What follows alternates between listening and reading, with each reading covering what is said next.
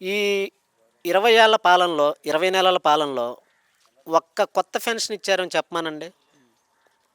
కొత్త పెన్షన్ రావాలంటే భర్త చనిపోవాలి. పెన్షన్ వచ్చే భర్త చనిపోవాలి. చనిపోయిన తర్వాత ఆ భార్యకిత్తారు. ఆ భర్తకి వచ్చే పెన్షన్ ట్రాన్స్ఫర్ చేస్తారు.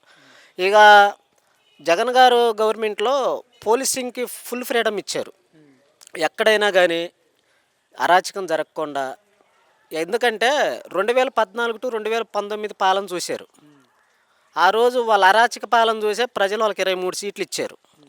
కాబట్టి ప్రజలు వాళ్ళ పాలన యాక్సెప్ట్ చేయలేదు. ఇలా అరాచకం చేశారు కాబట్టి ఏడన్నా ఏ సందొచ్చినా సరే నాయకులేమైనా ఈ గ్రామ స్థాయిలో నాయకులు, ఎందుకంటే గ్రామాల్లో పార్టీలు, వైరాలు, వ్యక్తిగత కక్షలు సహజంగా ఉంటుంటాయి.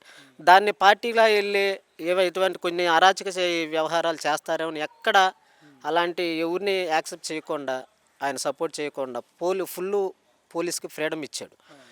వైఎస్ఆర్ కాంగ్రెస్ పార్టీ నాయకుల మీద కేసులు జరిగినాయి.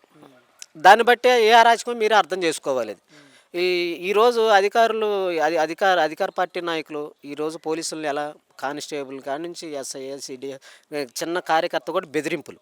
వాళ్ళ పనులు చేయాలని. అది అది వాళ్ళ దృష్టిలో మరి సంక్షేమం ఏమో మాకైతే తెలియదు గానీ